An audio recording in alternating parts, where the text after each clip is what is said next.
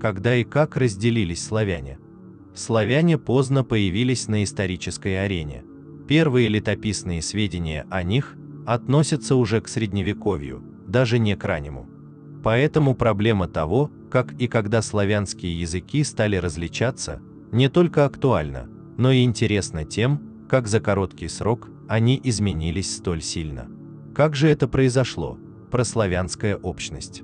Жгучая загадка прародины славян, неразгаданная поныне, тесно связана с поиском народа, который стал отцом и для великороссов, и для поляков, и даже для боснийских мусульман-босняков. Методами лингвистической реконструкции из тьмы веков удалось разглядеть следующее. Примерно 1500–3 тысячи лет назад славяне обособились от других индоевропейцев и стали развиваться изолированно. Но внутри единого, балтославянского мира, от которого чуть ранее ушли протогерманцы, нынешние литовцы и латыши, а также вымершие прусы, являются двоюродными братьями славян по языку. Происходило это явно где-то в Восточной Европе, в темных чащобах Полесья или нынешней Польши. Соседями славян были иранцы, фракийцы, германцы, а также некие италики или венеты, что удивительно, но ничем иным множество параллелей объяснить нельзя.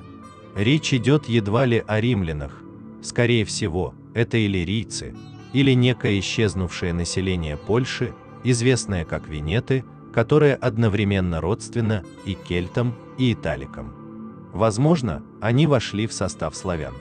Около 1000 года до нашей эры балты и славяне разделяются. Причины неизвестны, но с тех пор народы развиваются отдельно, хотя балты занимают куда большую территорию, вплоть до нынешней Москвы. А славяне – лишь самую южную, узкую часть востока Европы. Пожалуй, справедливо сказать, что это не балты откололись от славян, а небольшая группа балтов на крайнем юге стала славянами. Балты несколько отличаются от славян антропологически. Более грацильные, в древности, однако, дистанция была меньше и еще меньше в языке. И в этот период славяне имеют общий язык, носители которого расходятся по гигантской площади от Белого моря до Греции и от Берлина до Волги. При этом на северо-западе славян и балты насколько смешались, что чрезвычайно сложно отделить одних от других. Судя по уменьшению, к востоку удельного веса далекокранного широколицего компонента в восточнославянском населении Верхнего Поднепровья, Поволжья и Волго-Окского междуречия, заселение этой территории происходило в значительной мере с участием северных элементов, восходящих в своем генезисе к неолитическому населению культуры шнуровой керамики и боевых топоров. Общность физического облика западных кривичей, радимичей и дреговичей, сходство их со средневековым литолитовским населением, сходство белорусов и русских верховьев Днепра и Волги с литовцами, в свете данных об участии племен культуры шнуровой керамики и боевых топоров в генезисе как балтов, так и славян, могут быть оценены как проявление единого субстрата. Известный антрополог Алексеева. После 500 года нашей эры славяне появляются в Европе и на Балканах, и начинается расхождение их языков. Однако еще Нестор Летописец в повести временных лет дает понять, что славяне от ляхов, славян новгородских и до сербов пока еще прекрасно понимают друг друга. А ведь прошло чуть ли не 500 лет. Белые хорваты переселяются на Балканы из-под Днепра, сербы откуда-то из нынешней Германии, ляхи и чехи приходят с востока, близкие родичи славян новгородских, о которых говорят, что они ляжского рода. Что гонит их из родных речных долин? Загадка.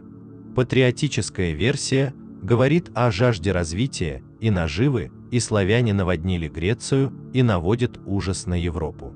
Другая сторона намекает, что в то же время появился аварский каганат, который опирался на славян в войне и труде, мягко говоря, в роли эксплуататоров. И такие грандиозные перемещения людских масс могли быть плодом их замысла, чтобы сокрушить Византию, а себя окружить вассалами, оградив от нападений, как буфером.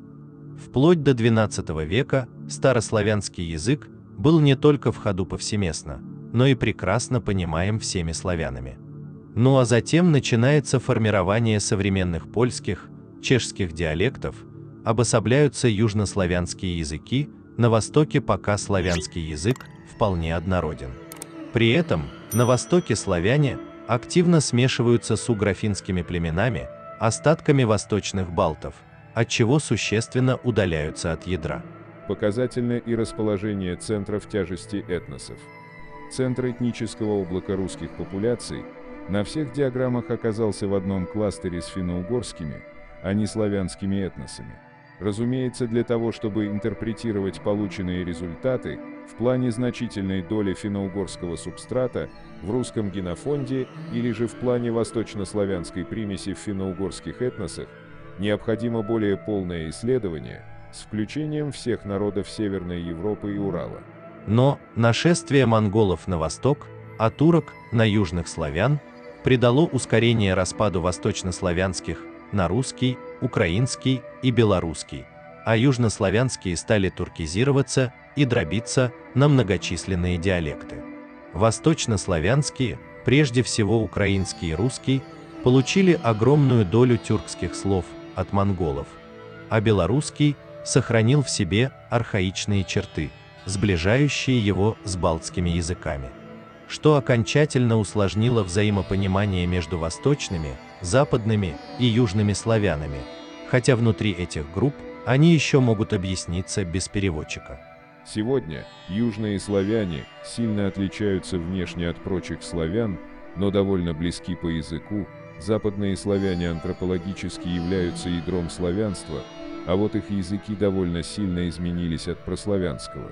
Восточные славяне, а особенно русские, также сильно отходят от славянского ядра, как в языковом, так и в антропологическом плане. Пишите, что думаете по этому поводу, ставьте лайк и подписывайтесь на канал.